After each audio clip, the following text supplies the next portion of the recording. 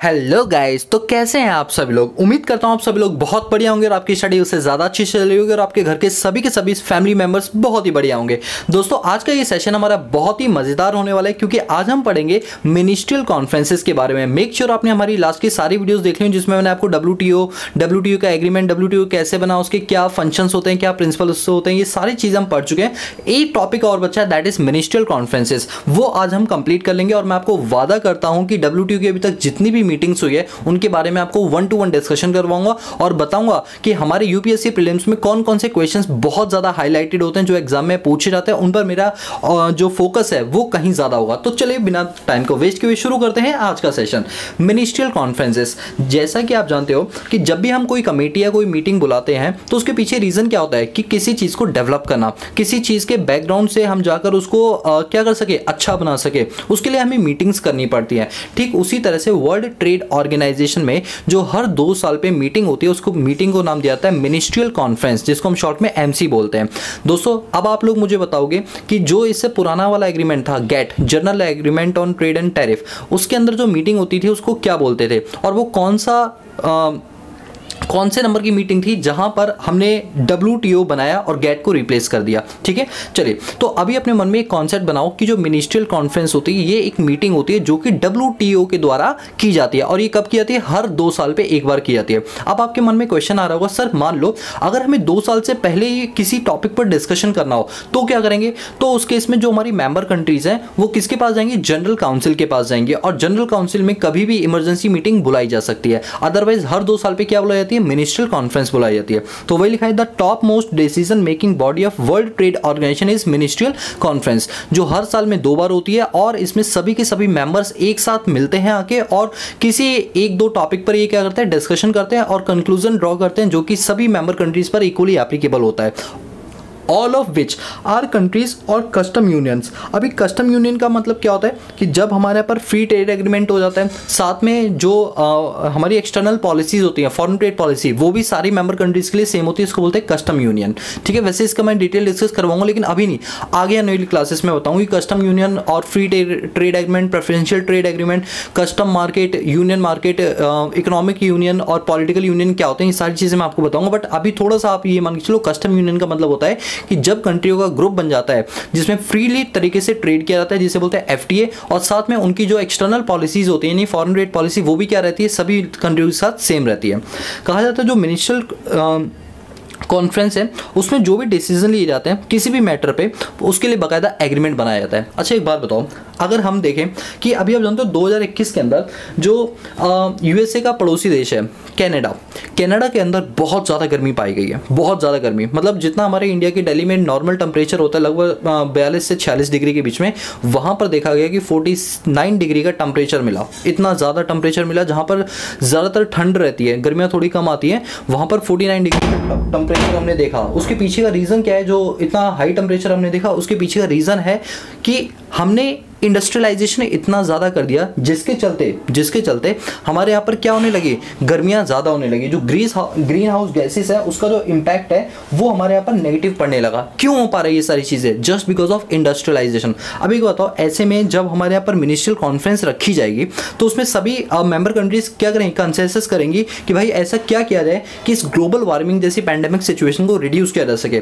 तो ऐसा नहीं होगा कि सबने बोल दिया हाँ मैं मान लूँगा, ऐसे नहीं होता। बाकायदा एग्रीमेंट होता है, सभी मेंबर कंट्रीज के जो रिप्रेजेंटेटिव होते हैं वो उस पर सिग्नेचर करते हैं, उसके बाद वो एग्रीमेंट जो होता है इक्वली सबके ऊपर एप्लीकेबल होता है। यानी मैं सिर्फ ये समझाना चाह रहा था इस पॉइंट को लेकर कि कोई भी मिनिस्ट्रियल कॉन्फ्रेंस में जो कंक्लूजन निकलता है, उस कंक्लूजन को अगर हमें इक्वली एप्लीकेबल करवाना अपने सभी मेंबर कंट्रीज के ऊपर, तो ऐसे केस में सभी मेंबर कंट्रीज को सिग्नेचर करने पड़ते हैं और यानी बाकायदा एक एग्रीमेंट होता है जिसको बोलते हैं मल्टीलेटरल ट्रेड एग्रीमेंट, MTA। अच्छा, मल्टीलेटरल क्यों बोला है, क्योंकि ये सिर्फ एक के ऊपर नहीं बाकी सभी मेंबर कंट्रीज के ऊपर इक्वली एप्लीकेबल होता है। बोलो यहां तक बात समझ। एक बार हम क्विक रिवीजन करें, क्योंकि देखो मेरी क्लास का मकसद नहीं है टॉपिक कंप्लीट करना, मेरी क्लास का मकसद है टॉपिक के साथ साथ लर्निंग को भी कंप्लीट करें ताकि क्लास के बाद आपको सारी चीजें लर्न हो जाए अपने आप।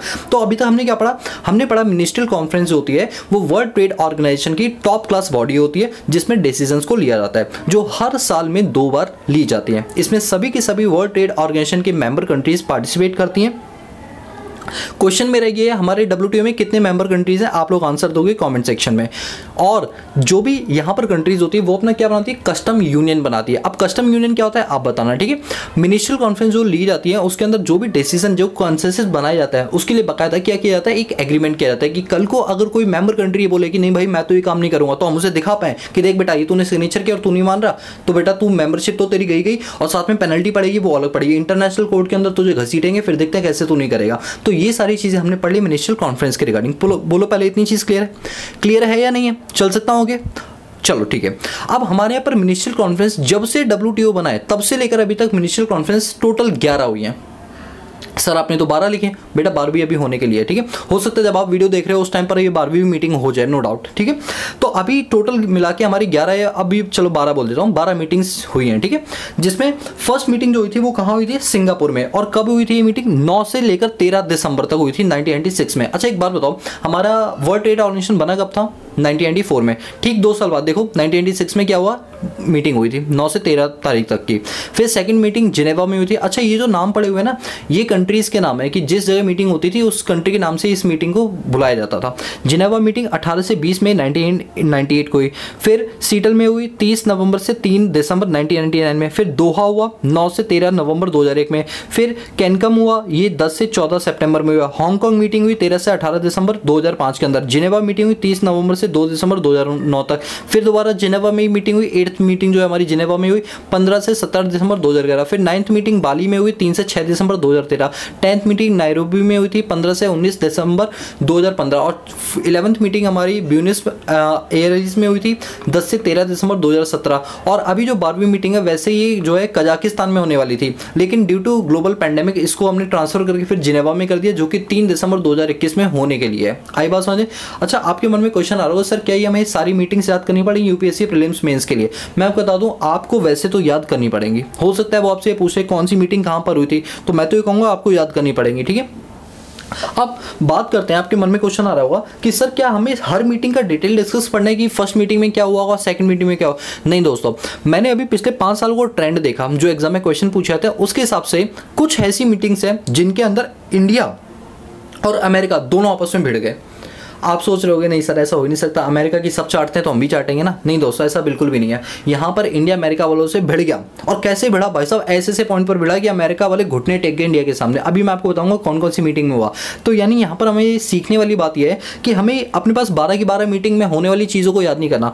सिलेक्टिव 5 मीटिंग्स हैं जिसके बारे में मैं डिटेल डिस्कस करूँगा। 5 मीटिंग, उन 5 पे से ही क्वेश्चन सबसे ज़्यादा पूछे जाते हैं। जैसे आपका एक सिंगापुर मीटिंग हो गया, ये पूरी तरह से फेल हो गया था। क्यों फेल हुआ था उसके पीछे मैं आपको बताऊंगा। फिर दोहा राउंड बताऊंगा, इसमें भी बहुत सारे फेलियर्स हुए, इंडिया ने फिर अड़ंगे दी। फिर एक जिनेवा में हुआ, फिर बाली में हुआ, फिर नायरू में हुआ। ये यानी मैं आपको सिंगापुर, आपका दोहा 2 हो गए, और जिनेवा 3 हो गया, बाली 4 हो गया, और नायरू भी 5 हो गया। ये 5 मीटिंग्स में आपको पढ़ाऊंगा। इन 5 से आपको बहुत कुछ सीखने को मिलेगा कि हमारे इंडिया वाले भी बेटा किसी से कम नहीं है, ठीक है। पहले ये बताओ आपको यहाँ तक चीजें क्लियर हुई? तो अभी तक हमने ये पढ़ा मिनिस्ट्रियल कॉन्फ्रेंस क्या होती है, हर साल में 2 बार होती है। अभी तक इतनी सारी मिनिस्ट्रियल कॉन्फ्रेंस हो चुकी है। आई होप यहाँ तक कोई प्रॉब्लम आपको नहीं होगी। अब चलते हैं आगे। जैसे मैंने आपको बोला था कि मैं आपके साथ मीटिंग्स डिस्कस करूंगा, तो यहाँ पर हमारे पास कुछ मीटिंग्स हैं। जैसे आप देख पा रहे हो सामने कि एक है हमारे पास, एक मिनट, हाँ, एक है हमारे पास सिंगापुर इशू। अच्छा ये सिंगापुर इशू क्या है, जरा बात को ध्यान से समझते हैं। पहली होती है मीटिंग सिंगापुर में होती है, इसीलिए इसका नाम सिंगापुर मीटिंग रखा गया, मिनिस्ट्रियल कॉन्फ्रेंस। लेकिन इशू वर्ड क्यों यूज किया है? क्योंकि भाई साहब यहाँ पर इंडिया जो है ना बाकी कंट्री से भिड़ गई थी। मैं आपको बताता हूँ किस पॉइंट पर। बाकी कंट्रीज का यार मेनली यूएसए ही होता है, ठीक है, यही ज़्यादा अड़ंगी देने की कोशिश करता है। देखो यूएस, एक बात बताओ पहले कि यूएस जो है वो कौन सी टाइप की इकॉनमी है, मतलब मिक्स्ड इकॉनमी है, सोशलिस्ट इकॉनमी है, कैपिटलिस्ट इकॉनमी है। आपने अगर चैप्टर नंबर 1 ध्यान से पढ़ा होगा तो आपको पता होगा यूएसए जो वो एक कैपिटलिस्ट इकॉनमी है, जिसके अंदर सारा का सारा स्टेक और ऑनरशिप किसके हाथों में होती है, प्राइवेट सेक्टर के हाथों में होती है। यहाँ पर जो भी डिसीजन लिए जाते हैं वो प्रॉफिट मोटिव के हिसाब से लिए जाती है। दूसरी तरफ अगर मैं इंडिया की बात करूँ तो इंडिया एक मिक्स्ड इकॉनमी है और मिक्स्ड विद सोशलिज्म है। वैसे अब हम मिक्स्ड विद कैपिटलिज्म की ओर मूव ऑन कर चुके हैं। यानी कि मिक्स्ड इकॉनमी के चलते कहीं ना कहीं जो स्टेट का इंटरवेंशन है, यानी जब गवर्नमेंट का इंटरवेंशन है वो कहीं ना कहीं ज्यादा है। अब यूएस ने डब्ल्यूटीओ में पता है क्या मुद्दा उठाया? सिंगापुर वाली मीटिंग में जो पहली मीटिंग हुई थी उसमें यूएस ने मुद्दा उठाया कि भाई इंडिया के साथ हम व्यापार कर पाना हमारे लिए बहुत मुश्किल हो रहा है। क्यों? क्योंकि इंडिया के अंदर जो गवर्नमेंट कंपनीज हैं उनका बोलबाला बहुत ज़्यादा है। अभी ये मैं बात करूँ सिंगापुर इशू, अब आप जानते हो सिंगापुर इशू मतलब 1996 में हुआ था मीटिंग, तो उस टाइम गवर्नमेंट ज़्यादा इन्वॉल्व होती थी ना हर काम के अंदर। माना कि LPG आ गया था लेकिन स्टिल गवर्नमेंट का अपना इंटरवेंशन होता था अगर हम बाकी कंट्री से कंपेयर करें तो। यहाँ पर यूएस ने बोला कि भैया जो इंडिया है उसमें तो जो गवर्नमेंट है उसने बहुत ज़्यादा होल्डिंग ले रखी है, वो तो अपने यहाँ पर किसानों से लेकर इंडस्ट्रियलिस्ट तक सबको इनिशिएट करता है, सबको पैसा बांटते हैं, सबको सब्सिडी बांटते रहते हैं। ऐसे में अगर हम मान लो वहाँ पर इंडस्ट्री सेटअप भी कर लेते हैं, कहाँ पर? इंडिया के अंदर, तो इंडिया के अंदर क्या होगा, हमारी इंडस्ट्रीज़ का माल कोई खरीदेगा नहीं। क्यों? क्योंकि वहाँ पर उनके खुद के PSUs हैं। अब उनके क्योंकि खुद के PSUs हैं तो इसलिए उनके जो कॉस्ट ऑफ प्रोडक्शन है वो क्या आएगा? कम आएगा।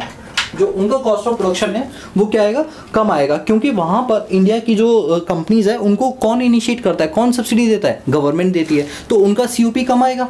और अगर हम वहाँ पर जाके अपना माल बनाएंगे तो हमारा तो वही आएगा जो आना चाहिए, क्योंकि हमें तो सब्सिडी मिलेगी नहीं, हम तो प्राइवेट सेक्टर है। तो ऐसे में इंडिया की कंपनी का माल बिकेगा।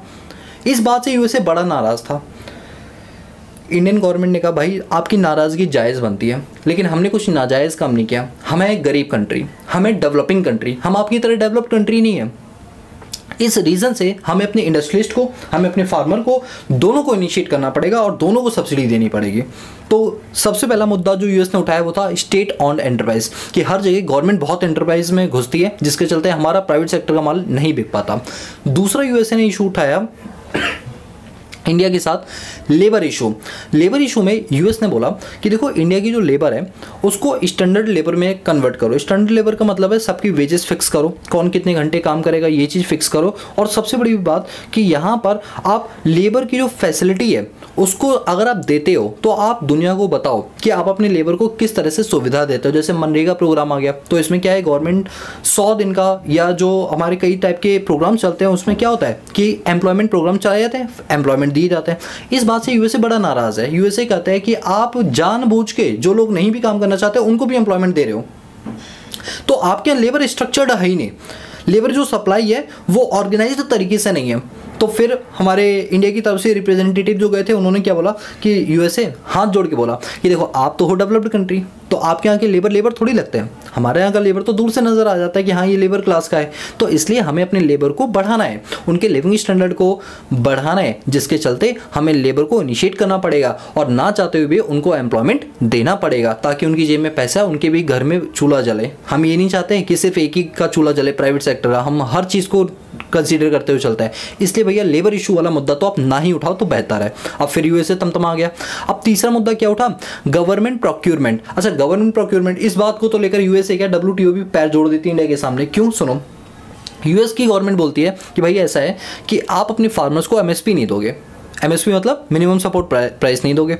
फिर हमारे इंडिया के रिप्रेजेंटेटिव ने कहा कि भाई तुम्हें क्या दिक्कत, हम अपने फार्मर को अपनी किडनी दे दें, MSP दे दें, तुम्हें क्या दिक्कत? बोलते दिक्कत ये है कि तुम जब अपने फार्मर को MSP देते हो तो उनसे उनका कॉस्ट ऑफ प्रोडक्शन कम हो जाता है। अब MSP में क्या होता है, आप उन्हें मिनिमम सेट प्राइस कर देते हो और बहुत सारी सब्सिडी भी देते हो, इलेक्ट्रिसिटी चार्जेस माफ़ कर देते हो, उनका लोन वेव ऑफ कर देते हो, जिसके चलते फार्मर की जो कॉस्ट ऑफ प्रोडक्शन है वो कम हो जाती है। और जब वो कम हो जाती है तो जब वो इंटरनेशनल लेवल में माल बेचने के लिए आता है तो उनको फ़ायदा पहुँचता है कि उनका माल सस्ता है तो US का माल नहीं बिक पाता। तो ऐसे में आप अपने फार्मर्स को सब्सिडी मत दो, आप अपने फार्मर्स को MSP मत दो, और अगर दोगे तो भैया दुनिया के सामने रखो कि आपने फार्मर को कितनी कितनी सब्सिडी दी। अब भाई साहब इंडिया वाले तुम आ गए, इंडिया वालों ने कहा ऐसा है, सुनो मेरी बात, तुम जो ये कह रहे हो ना कि इसमें ट्रांसपेरेंसी लेकर आओ जो हम अपने MSP देते हैं, तो बेटा अगर हम ट्रांसपेरेंसी लेकर आएंगे तो हमें सॉवरेनिटी वाले नेशन, हमारे देश का इंटरनल मामला है, इसमें आप दखल अंदाजी मत दो और ना हम अपने इंटरनल मामलों को वाले डॉक्यूमेंट्स को पब्लिकली रिलीज करेंगे, ऐसा बिल्कुल भी नहीं है। आप हमारी सॉवरेनिटी पर अटैक करो। उल्टा इंडिया ने क्लेम ठोक दिया कि हमारी सॉवरेनिटी पर अटैक ठोक रहे हैं। यानी आपने देखा USA ने किस तरह से काउंटर करने की कोशिश की हमारे पास गवर्नमेंट कंट्रोल को लेकर, लेबर इंटरवेंशन को लेकर और MSP को लेकर, और इन तीनों को लेकर इंडिया बहुत ज़्यादा खफा रहा। इस वजह से सिंगापुर राउंड जो है वो सक्सेसफुल राउंड नहीं माना जाता, क्योंकि इस राउंड में सिर्फ लड़ाई हुई, बाकी कोई भी एग्रीमेंट यहाँ पर हो ही नहीं पाया। किस में हुई? इंडिया और US के बीच में हुई। तो आई होप कि यहाँ से आपके एग्जाम में क्वेश्चन बन जाए। तो आई होप कि आपको ये सिंगापुर जो है वो समझ आ गया। आपको सारे नहीं पढ़ने, लेकिन जिनमें मुद्दा है समझाने लायक वो चीज़ हम करेंगे, ठीक है। तो आपको फर्स्ट मीटिंग समझिए, सिंगापुर मीटिंग, चलो ठीक है। अब सिंगापुर के बाद फोर्थ मीटिंग आती है हमारी दोहा इशू। दोहा राउंड जो हुआ था हमारा, या दोहा मिनिस्ट्रियल कॉन्फ्रेंस हुई थी, उसके अंदर तो भाई साहब 5 इश्यूज़ उठाए गए थे, 5 के 5 इश्यूज़। और ये इशू सिर्फ इंडिया के लिए नहीं बल्कि चाइना के लिए भी उठाए गए थे। चलो मैं आपको बताता हूँ कैसे। इसमें इशू ये उठाया गया था दोहा इशू के अंदर कि जो एग्रीकल्चर, पहली बार WTO ने बोला इस वाले दोहा राउंड के अंदर, WTO बोलता है कि भाई जितनी भी डेवलप्ड नेशन है वो अपनी सब्सिडी को रिड्यूस करेंगे 2.5% तक। क्यों बोला ऐसा? क्योंकि वर्ल्ड ट्रेड ऑर्गेनाइजेशन ही बोलता है कि अगर वर्ल्ड में ट्रेड को बढ़ाना है तो जो आप सब्सिडीज़ वगैरह देते हैं उनको कम करना पड़ेगा। क्योंकि अगर एक नेशन अपने रहने वाले लोगों को सब्सिडीज़ देती है तो इनसे उनकी कॉस्ट ऑफ प्रोडक्शन कम हो जाती है। इंटरनेशनल लेवल में सिर्फ उसी कंट्री को फ़ायदा मिलता है, बाकी जो कंट्रीज़ अपने यहाँ पर सब्सिडीज़ नहीं देती उनको कोई बेनिफिट नहीं मिलता इंटरनेशनल ट्रेड के अंदर, इससे उनका माल नहीं बिकता। तो हम चाहते हैं इंटरनेशनल ट्रेड ज़्यादा हो, तो इसलिए हर कंट्री को वो बोलता है कि आप अपने यहाँ सब्सिडी कम से कम दो या दो ही मत।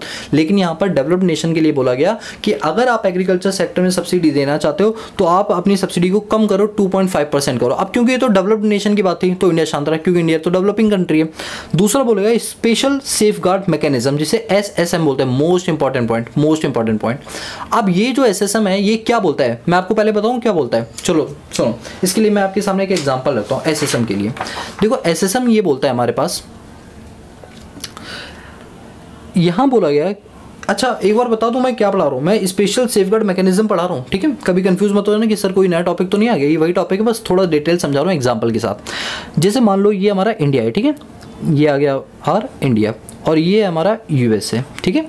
अब क्या हुआ कि इंडिया के अंदर लेट सपोज कि वीट जो है, ठीक है, वीट का प्रोडक्शन हुआ है 1 लाख kg, ठीक है, 1 लाख kg का प्रोडक्शन हुआ है। अब US ने क्या किया, अनइंटेंशनली यहाँ पर चीज़ों का एक्सपोर्ट किया, और किस चीज़ का किया, वीट का किया। किस चीज़ का किया, वीट का। और कितना किया, 10 लाख kg।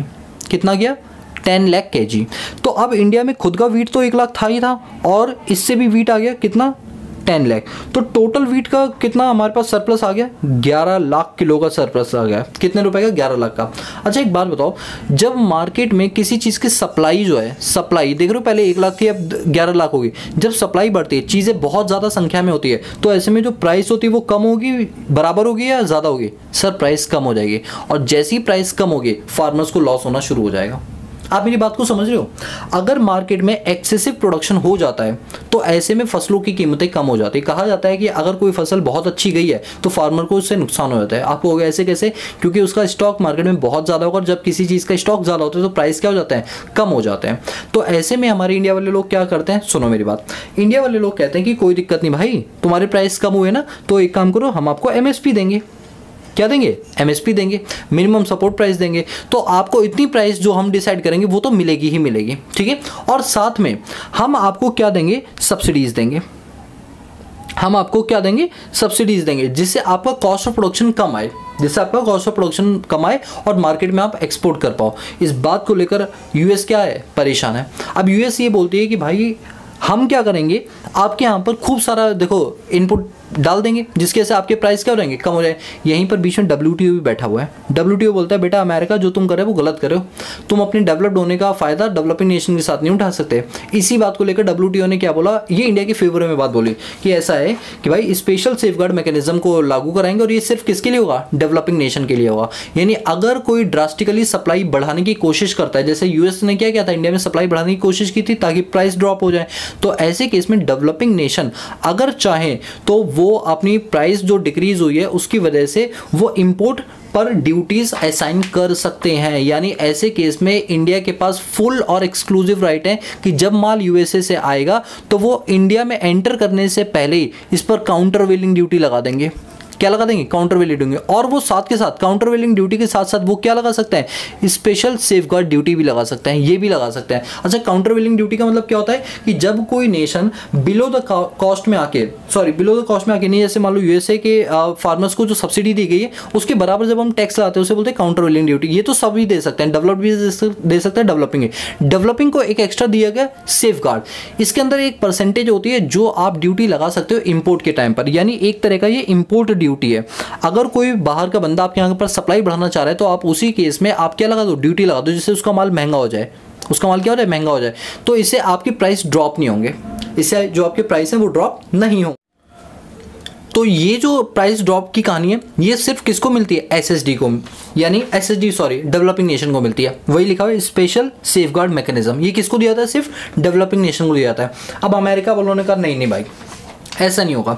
अमेरिका वालों ने फिर एक चालबाजी चली, डब्ल्यूटीओ ने क्या बोला कि भाई आपको क्या मिलेगा, एसएसडी मिल जाएगा, यानी इंपोर्ट पर आप एक्स्ट्रा टैक्स ले सकते हो, सिर्फ डेवलपिंग नेशन, डेवलप्ड नहीं ले पाएंगे ये चीज़।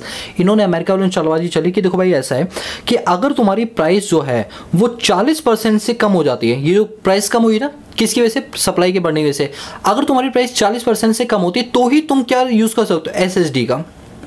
इंडिया वाले ओ चचा पागल हो रहे हो क्या, 40% नहीं, हम तो बोल रहे हैं कि भैया प्राइस अगर 10% भी कम हो गई ना तो भी हम लगा देंगे। अबे ये थोड़ी है तू बोलेगा वही करेंगे। तो यूएस वाले कह रहे थे अगर आपकी प्राइस में 40% की गिरावट आती है तो आप इस इंपोर्ट ड्यूटी का इस्तेमाल करो, और इंडिया वाले कहते हैं अरे जी ना भी बेटा ना, 10% भी कम होगी ना तो हम इसको यूज़ कर लें। तो इंडिया वाले अभी भी इस पर टिके हुए हैं। फिर यूएस वालों का मुंह बन गया कि हमारी बात की कोई वैल्यू ही नहीं यार, हम जो बोलते हैं इंडिया वाले उसको तुरंत नेगलेक्ट कर देते हैं। तो वही यहाँ पर लिखा हुआ है कि जो स्पेशल सेफगार्ड मैकेनिज्म है ये डेवलपिंग नेशन यूज़ करते हैं। डेवलपिंग कहते हैं कि अगर हमारी प्राइस में 10% का भी डिक्रीज आ गया तो भैया हम इम्पोज यानी लागू कर देंगे स्पेशल सेफगार्ड मैकेनिज्म को, यानी इंपोर्ट पर एक्स्ट्रा ड्यूटी लेना शुरू कर दे। लेकिन डेवलप्ड नेशन कहती ना भैया तुम कब लोगे, 40% पे। कौन जीता, इंडिया जीती। आई बात समझे। तीसरा नामा को लेकर बात हुई। नामा का मतलब होता है नॉन एग्रीकल्चर मार्केट एक्सेस। कहा गया कि आप सिर्फ एग्रीकल्चर को ही लेकर काम क्यों कर रहे हो, आपको तो नॉन एग्रीकल्चर मार्केट के लिए भी काम करना चाहिए ना, तो उस पर भी इंपोर्ट ड्यूटी लगा सकते हो। चौथा हुआ स्पेशल ट्रीटमेंट। अच्छा स्पेशल ट्रीटमेंट का मतलब क्या होता है कि मान लो जितनी भी डेवलपिंग नेशंस हैं या अंडर डेवलपिंग नेशन है, देखो 3 टाइप के नेशन होते हैं, हमेशा याद रखना। मैं अभी ये जो बातें आपको करवा रहा हूँ इसके अंदर आपको 3 चीज़ें याद करनी है। हमारे यहाँ पर एक होता है डेवलप्ड नेशन, जो विकास जिनके यहाँ पर हो चुका है, जैसे यूएसए हो गया, आपका यूके हो गया, ठीक है, और लंदन हो गया, ये सारे आपके डेवलप्ड नेशन है। अगर हम बात करें डेवलपिंग के, तो डेवलपिंग ये अभी रास्ते में है, यानी ये मेहनत कर रहे हैं अभी, ठीक है। जैसे आपका इंडिया हो गया, चाइना भी अभी ना डेवलपिंग में ही आता है, लेकिन हो सकता है कुछ टाइम बाद चाइना अपने आप को डेवलप्ड घोषित कर दे। चाइना अपने आप को डेवलप्ड क्यों नहीं घोषित करता, क्योंकि उसके सब्सिडी कम हो जाएंगे। मैं आपको बताऊंगा क्या होता है। इसका एक होता है अंडर डेवलप्ड। अंडर डेवलप्ड मतलब इनकी हालत इनसे भी ज़्यादा ख़राब है, ये तो अभी उस स्टेज पर ही नहीं है। ये है जैसे आपका साउथ अफ्रीका हो गया, ठीक है, और भी कई सारी कंट्रीज हैं, गूगल कर लेना। तो ये जो अंडर डेवलपिंग नेशंस होते हैं, कहा जाता है कि अगर कोई अंडर डेवलपिंग नेशंस अगर डेवलप्ड नेशन को कोई सामान भेजते हैं तो ऐसे में डेवलप्ड नेशन उन पर कोई भी टैक्स नहीं लगाएगा। मैं रिपीट कर रहा हूँ, अंडर डेवलप्ड नेशन अगर अपना कोई सामान का एक्सपोर्ट करते हैं तो ऐसे में डेवलप्ड नेशन कोई भी टाइप का टैक्स नहीं लगाएगा, क्योंकि ये सामान कहाँ से आ रहा है, अंडर डेवलप्ड नेशन से आ रहा है। अगर इस पर टैक्स लगा दिया तो इनकी कॉस्टिंग ज़्यादा हो जाएगी और इनका माल नहीं बिकेगा, और हमें इनको प्रमोट करना है।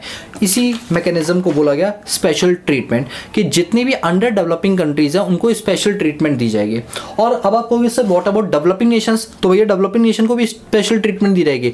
कल को अगर कोई भी इंपोर्ट कम कर कोई भी परसेंटेज यानी कोई भी ड्यूटी कम करने की बात होगी तो यार इनकी ड्यूटी का रेट कम होगा और हमारी ड्यूटी का रेट ज़्यादा, सॉरी अगर मान लो इंपोर्ट ड्यूटी कम करने की बात है तो अमेरिका को कहा जाएगा लेट सपोज 20%, तो इंडिया को कहा जाएगा आप अपनी 8% ड्यूटी कम करो, यानी हमें ज़्यादा रिलैक्सेशन मिलेगी।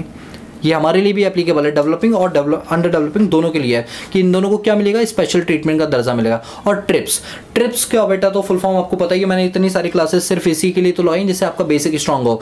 क्या है बताओ, trade related intellectual property right. अब इसके अंदर क्या बोला गया कि ट्रिप्स का उल्लंघन आप जानते हो सबसे ज़्यादा कौन करता है, इंडिया वाले करते हैं। यूएसए वालों की क्या बना लेते हैं, पायरेटेड कॉपी बना लेते हैं। और वो कौन सी रिपोर्ट है बताओ, रिपोर्ट 301, जिसमें इंडिया हमारे टॉप पर आता है। तो ट्रिप्स को लेकर तो भाई साहब वो इंडिया को हर साल पिंच करता है और हमें सुनने की आदत पड़ गई है। कहते हैं ना अब तो आदत सी है ऐसे जीने की, कुछ ऐसे ही हो रहा है। तो ये सारे हमारे इंपॉर्टेंट पॉइंट्स थे दोहा राउंड के, बोलो क्लियर हुआ, दोहा मिनिस्ट्रियल कॉन्फ्रेंस के। तो ये हो गया। अब इसके बाद मैं आपको पढ़ाता हूँ बाली इशू। बाली, अब बाली इशू में क्या हुआ था, बाली इशू में हमारे पास 5 मुद्दे उठाए गए। बहुत ही इंपॉर्टेंट पॉइंट है, बहुत इंपॉर्टेंट पॉइंट। सबसे पहला food subsidy and diminish level. अभी डिमिनिमस लेवल क्या होता है वो सुनो मेरी बात। अब क्या कहा गया सुनो, कहा यह गया कि भाई ऐसा है कि अगर कोई बंदा इंपोर्ट ड्यूटी लगाता है, अगर कोई भी बंदा इंपोर्ट ड्यूटी लगाता है तो वो इंपोर्ट ड्यूटी कितनी लगा सकता है। 2 रेट दिए गए, एक दिया गया 5% और एक रेट दिया गया 10%। अच्छा इंपोर्ट ड्यूटी नहीं कहो, इसे सब्सिडी बोलो। आप अपने फार्मर्स को कितनी सब्सिडी दे सकते हो? 5%, 10%। जितनी भी डेवलप्ड नेशन है वो कितना देंगे? 5%। और जितनी भी डेवलपिंग नेशन है जैसे इंडिया है, वो अपने फार्मर्स को कितनी सब्सिडी दे सकते हैं? 10% की। आप कहोगे देखो ये तो अच्छी बात है, लेकिन हम कहेंगे नहीं, अच्छी बात नहीं है, क्योंकि इन्होंने जो हमारे पास रेट रखा है वो 1985-86 का रखा है। उस टाइम पर इंडिया का एग्रीकल्चर सेक्टर इतना अच्छा था ही नहीं। लेट सपोज कि उस समय इंडिया का मान लो 100 रुपये आता था, तो यूएसए का 10,000 रुपये आता था। तो यूएसए का 10,000 का अगर हम 5% निकालें तो 500 रुपये आएगा, और इंडिया के 100 रुपये का 10% निकालें तो 10 रुपये आएगा। रेट ज़्यादा होने के बावजूद भी इंडिया को इसका फायदा नहीं मिला था। तो इंडिया वाले ये कह रहे थे ये जो आपने रेट डिसाइड किया 85-86 का, इसको चेंज करो, इसको अभी बनाओ 2021-22 बनाओ, या 2020-21 बनाओ, 18-19 बनाओ। इतना पुराना रेट क्यों कर रखा है? इस बात को लेकर इंडिया लड़ती रहती है, और इसको बोलते हैं de minimis लेवल। और इस बात पे इंडिया ने हामी नहीं भरी। इंडिया ने कहा भैया पहले इसे चेंज करो, इसके बाद बात करेंगे आगे। यानी फूड सब्सिडी अगर आपको देनी है तो पहले इस लेवल को हटाओ, जो 85-86 वाला लेवल है इसको हटाओ। ये प्राइस हमारे लिए बिल्कुल भी अच्छा नहीं है, डेवलपिंग के लिए बेकार है, डेवलप्ड के लिए अच्छा है।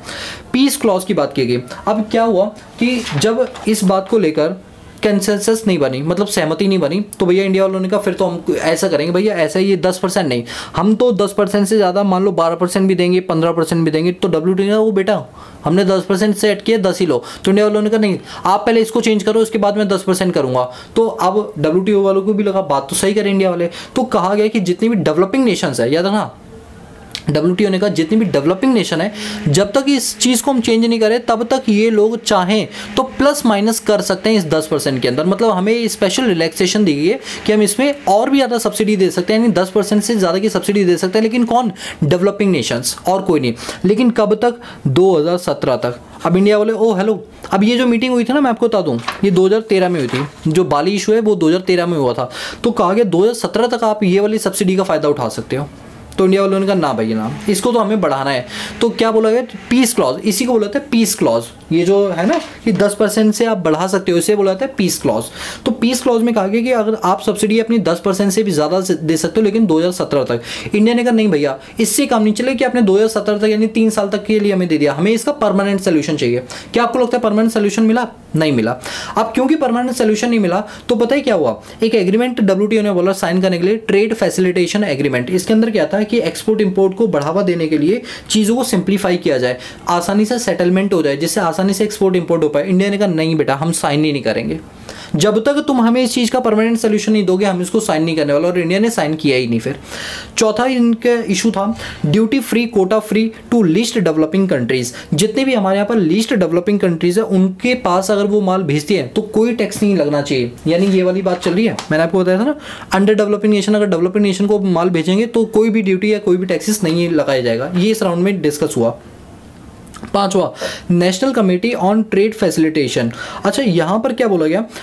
अमेरिका ने एक प्रलोभन दिया। प्रलोभन का मतलब एक प्रस्ताव दिया इंडिया और चाइना को, क्योंकि इसमें चाइना भी शामिल था। ठीक है, इंडिया और चाइना को बोला कि देखो ऐसा है कि तुम ये पीस क्लॉज का फायदा बहुत दबा के उठा रहे हो, और हम नहीं चाहते कि तुम इस चीज़ का दबा के फायदा उठाओ। तुम अपने फार्मर को 10% से ज़्यादा सब्सिडी दो, ये हम अमेरिकन को दिल पे रास नहीं आता। इसलिए तुम एक काम करो, तो अगर तुमने इस चीज़ को हटा दिया, मतलब 10% तक ही रखा, तो अगर तुम इस एग्रीमेंट में साइन कर लोगे तो बहुत फ़ायदा मिलेगा। अब ये एग्रीमेंट पता है क्या बोलता है? ये एग्रीमेंट बोलता है अगर तुमने इस पर साइन कर लिया ट्रेड फैसिलिटेशन पे, तो क्रॉस बॉर्डर सप्लाई बढ़ जाएगी। आसानी से एक देश दूसरे देश के साथ आसानी से एक्सपोर्ट इंपोर्ट कर सकता है। सिंगल विंडो क्लियरेंस मिलेगी, आपको इधर उधर भटकने की जरूरत नहीं पड़ेगी, सारा का सारा रिकॉर्ड डिजिटलाइजेशन में हो जाएगा। तो ऐसे में इंडिया ने बोला कि चलो ठीक है, अगर हम इसको साइन कर देंगे तो क्या आप हमारी सब्सिडी के इस 2017 को अनलिमिटेड टाइम तक कर दोगे, या फिर इसका कोई परमानेंट सोल्यूशन दोगे? अमेरिका वालों ने कहा नहीं। तो इंडिया वालों ने कहा जाओ बाहर में जाओ, हम नहीं करते, ये हम नहीं कर रहे।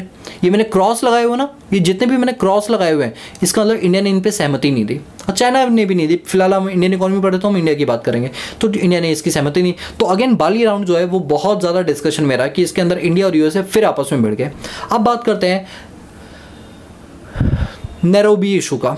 नैरोबी इशू जो है ये हमारा 10th मिनिस्ट्रियल कॉन्फ्रेंस है। इसके अंदर बोला है कि जो भी एक्सपोर्ट सब्सिडीज दी जाती हैं एग्रीकल्चर में, उन सबको एबॉलिश किया जाए, उन सबको खत्म किया। लेकिन ये किसके लिए? डेवलप्ड नेशन के लिए। आप एक चीज़ देख रहे हो, थोड़ी देर पहले यहाँ बोला गया था, जो हमारी फर्स्ट मीटिंग हुई थी दोहा में, इसमें कहा गया था डेवलप्ड नेशन 2.5% तक कम करेंगे। लेकिन अगले ही राउंड में मतलब कुछ राउंड के बाद मिनिस्ट्रियल कॉन्फ्रेंस के बाद कहा गया कि एबॉलिश यानी पूरी तरह खत्म कर दो एग्रीकल्चर सब्सिडीज को। लेकिन किसके लिए? डेवलप्ड। यानी यूएस जैसे नेशन के लिए, लेकिन हम ऐसा प्रॉपर तरीके से नहीं कर सकते, इसके कुछ एक्सेप्शंस है। जैसे अगर मैं बात करूं कनाडा की, स्विट्जरलैंड की, नॉर्वे की, दोस्तों ये लोग ना मिल्क का प्रोडक्शन दबा के करते हैं, ठीक है, इनके यहाँ पे व्हाइट रेवोल्यूशन हमेशा रहता है। तो कहा गया कि इनकी जो इकॉनमी है ना वो मिल्क पर ही डिपेंड करती है, ये मिल्क एक्सपोर्ट करती है तब इनकी इकॉनमी चल पाती है। तो ऐसे अब है तो ये डेवलप्ड इकॉनमी सारी, कनाडा, स्विट्जरलैंड, नॉर्वे, ये तीनों डेवलप्ड इकॉनमी है।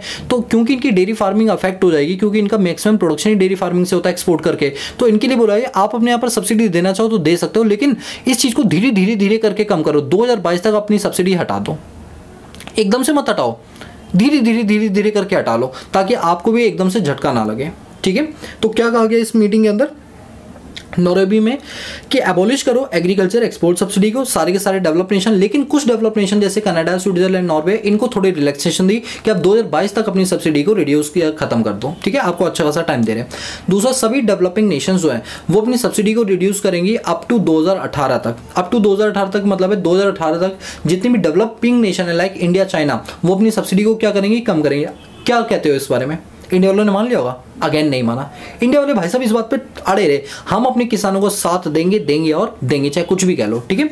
For poorest nation reduce subsidy up to 2030। जितने भी हमारी अंडर डेवलपिंग नेशंस हैं उनको बोला गया कि आप 2030 तक अपनी सब्सिडी खत्म कर लो, मतलब एग्रीकल्चर फार्मिंग को सब्सिडी मत दो, आपके पास 2030 तक का टाइम है, ठीक है, तब तक देना चाहो तो दे सकते हो।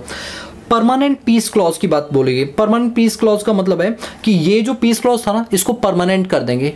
परमानेंट का मतलब क्या था, ये जो इशू था ये कहाँ रिजॉल्व हुआ, नीचे वाली मीटिंग में रिजॉल्व हुआ, ठीक है, अगले साल, अगले दूसरे साल में रिजॉल्व हुआ कि परमानेंट क्लॉज को हम डेवलपिंग नेशन के लिए परमानेंट कर रहे हैं। अगर कोई डेवलपिंग नेशन 10% से ज़्यादा सब्सिडी देना चाहती है तो यस वो दे सकती है, लेकिन उसको किस में डाला गया, एम्बर बॉक्स में डाला गया, लेकिन एक शर्त के साथ। यूएस ने एक परमिशन दी कि चलो कोई बात नहीं, अगर आपको 10% से ज़्यादा की सब्सिडी देनी है ना तो दो, लेकिन याद रखना जो भी आप सब्सिडाइज वाला माल है वो आप सिर्फ इंडिया में कंज्यूम कर सकते हो, आप बाहर एक्सपोर्ट नहीं करोगे।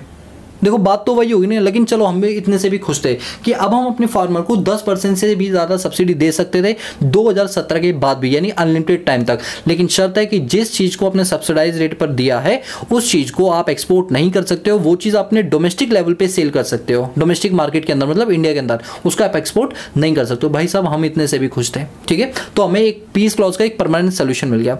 अब क्योंकि जैसे हमें परमानेंट सोल्यूशन मिल गया वैसे ही हमने इस national committee on trade facilitation को क्या कर लिया, ज्वाइन कर लिया। हमने कहा चलो तो आप तो मुद्दा खत्म ना, तो अब हम क्या करेंगे, क्रॉस बॉर्डर सप्लाई को बढ़ाएंगे, सिंगल विंडो क्लियरेंस करेंगे, डिजिटलाइजेशन करेंगे, ये सब हमने फिर उनकी बात मान ली, ठीक है। और कहा गया कि जितनी भी लीस्ट डेवलपिंग नेशन है सब्सटेंशियल ट्रांसफॉर्मेशन, एग्जाम का क्वेश्चन, प्रीलिम्स का क्वेश्चन है, सब्सटेंशियल ट्रांसफॉर्मेशन, ये वर्ड बोला गया था। मैं आपको इस वर्ड का मतलब बताता हूँ क्या होता है। इसके लिए आपको एग्जांपल देना पड़ेगा, एग्जांपल आप नोट कर लेना, ठीक है। मैं बता दूँ, ये अगर आपको नोट्स चाहिए ना तो ये सारे हमारे टेलीग्राम ग्रुप पर मिल जाएगा, लिंक डिस्क्रिप्शन बॉक्स में, ज्वाइन कर लो, वहाँ पर आपको ये सारे नोट्स मिल जाएंगे, ठीक है। आपको कोई जरूरत नहीं इसे नोट करने की, मन करे तो कर सकते हो, अदरवाइज ये नोट्स आपको मिल जाएंगे PDF फॉर्म के रूप में। देखो ये जो मैं अभी बोल रहा था ना सब्सटेंशियल ट्रांसफॉर्मेशन, इसका मतलब क्या होता है, सुनो। मतलब ये होता है कि जैसे अगर मान लो इंडिया है, ठीक है, इंडिया अपना सामान अगर यूएसए में भेजेगी, इंडिया अपना सामान यूएसए में भेजेगी तो यूएसए उस पर क्या लगाएगा, टैक्स लगाएगा, जिसके से इंडिया का सामान क्या हो जाएगा, महंगा हो जाएगा। जब सामान महंगा हो तो इंटरनेशनल लेवल में इंडिया की सामान की डिमांड कम हो जाएगी और यूएस में जो सस्ता सामान बन रहा है उसकी डिमांड बढ़ जाएगी। तो इंडिया वालों को एक तरकीब सूझी। इंडिया वालों ने सोचा कि क्योंकि हम तो एक डेवलपिंग नेशन है और एक अंडर डेवलपिंग नेशन, ठीक है, किसी अंडर डेवलपिंग नेशन को हम अपना सामान क्या कर देते हैं, एक्सपोर्ट कर देते हैं। तो ऐसे में ये कंट्री तो हमसे कोई टैक्स लेगी नहीं और बाद में इस कंट्री को बोल देंगे तुम किसको सेल करो, यूएस को। फ़ायदा क्या पहुंचेगा इससे, फ़ायदा ये पहुंचेगा कि पहले जब इंडिया ने यहाँ पर माल भेजा तो यहाँ पर कोई टैक्स नहीं लगा, ठीक है, इंपोर्ट ड्यूटी वगैरह नहीं लगी। और क्योंकि ये अंडर डेवलपिंग नेशन है तो अंडर डेवलपिंग नेशन जब किसी डेवलप्ड नेशन को माल भेजेगी तो अगेन टैक्स नहीं लग सकता, लगा ही नहीं सकते। WTO ने बोला था ना स्पेशल रिलैक्सेशन देनी पड़ेगी इनको। तो इस सिस्टम को बोला है कि भाई अल्टीमेटली इंडिया का ही सामान तो यूएस में जा रहा है, तो WTO ने कहा ये चीज़ गलत है, ये चीज़ एब्सोल्युटली गलत है। इन्होंने कहा आपको करना है ना तो हम आपको तरीका बताते हैं कैसे करो। इन्होंने कहा आप एक काम करो, इंडिया वालों को बोला कि आप एक काम करो, जो ये अंडर डेवलपिंग नेशंस है ना आप यहाँ पर FDI करो, फॉरेन डायरेक्ट इन्वेस्टमेंट करो। इससे इनका फ़ायदा होगा, आप अपनी सारी फैक्ट्री कहाँ लगाओ, अंडर डेवलपिंग नेशंस में लगाओ। इससे इनका फॉरेन रिजर्व बढ़ेगा, आप क्योंकि पैसा लगा रहे हो, आप FDI ला रहे हो यहाँ पर अंडर डेवलपिंग नेशन में, यहाँ पर एम्प्लॉयमेंट बढ़ेगा, यहाँ की GDP बढ़ेगी। इसके बाद ये जो माल बनेगा जब ये USA में जाएगा तो इस पर वैसे भी टैक्स नहीं लगना। आप ये काम कर सकते हो, आप ऐसा चैनल यूज करो और इसी चैनल को बोलते हैं सब्सटेंशियल ट्रांसफॉर्मेशन।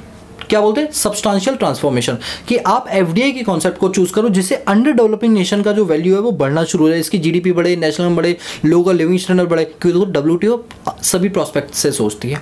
तो कहा गया ऐसा मत करो, आपको करना है तो ऐसा कर लो। तो इसमें इंडिया को फायदा मिला, एफडीआई करने से इंडिया को इंटरेस्ट वगैरह भी मिलता रहा और उसका जो माल है वो यूएस तक जा भी रहे, तो उसको दोनों फायदे मिल गए। ठीक है, तो वही कहा गया, ये बहुत इंपॉर्टेंट पॉइंट है कि जो जितनी भी लीस्ट डेवलपिंग नेशंस है उनको क्या बोलेगा, सब्सटेंशियल ट्रांसफॉर्मेशन कर लो और आपको अलाउ है। इससे क्या होगा, एफडीआई बढ़ेगा, जितने भी लीस्ट डेवलपिंग कंट्रीज है उनका। ये सारे इश्यूज कहां डिस्कस किए गए? नैरोबी राउंड के अंदर। ठीक है, इसके बाद एक हमारा बोनस एयरीज राउंड था, 11th राउंड, जैसे अब 12th होने वाला हमारा, ये 11th राउंड है। इसके अंदर क्या बोला, जितने भी मेंबर नेशंस हैं वो ये कमिट करें, वो सिक्योरिटी दें कि जो फिशर्स होते हैं उन पर सब्सिडी कम से कम दें। अब आप जानते हो फिशिंग को लेकर बहुत ज़्यादा मुद्दे चलते हैं। इंडिया और चाइना वाले बोलते हैं हमारे फिशर्स के पास ज़्यादा अच्छी टेक्नोलॉजी नहीं है, अगर हम उनको सब्सिडी नहीं देंगे, जैसे हम फार्मर्स को सब्सिडी देते हैं वैसे फिशरमैन को भी सब्सिडी दी जाती है, अगर हमने उनको सब्सिडी नहीं दी तो उनका माल बेचेगा नहीं, उनको अच्छी कीमत नहीं मिलेगी, तो उन्हें सब्सिडी देना हमें ज़रूरी है। तो ये मुद्दा उठाते हैं जितने भी डेवलप्ड नेशंस है, वो उठाते हैं कि भैया डेवलपिंग कंट्री जैसे इंडिया चाइना जो है ये अपने फिशरमैन को दबा के सब्सिडी देती हैं, तो इसको रोका जाए। लेकिन हमारे इंडिया और चाइना वालों ने साफ मना कर दिया कि हम ऐसा कुछ नहीं करेंगे। वही अगेन बहस छिड़ी।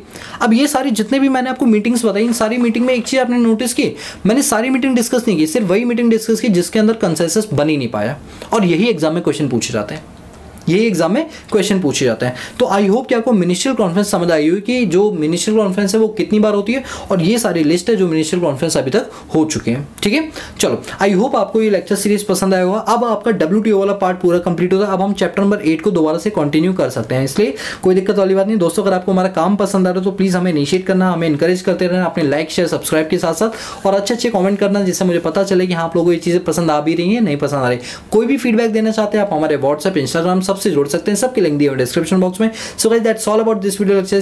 So guys if you like the video give a big thumbs up and subscribe the channel and press the bell icon so that you notify all the time when I post new video on this YouTube channel। मिलते हैं next class में, तब तक के लिए peace out.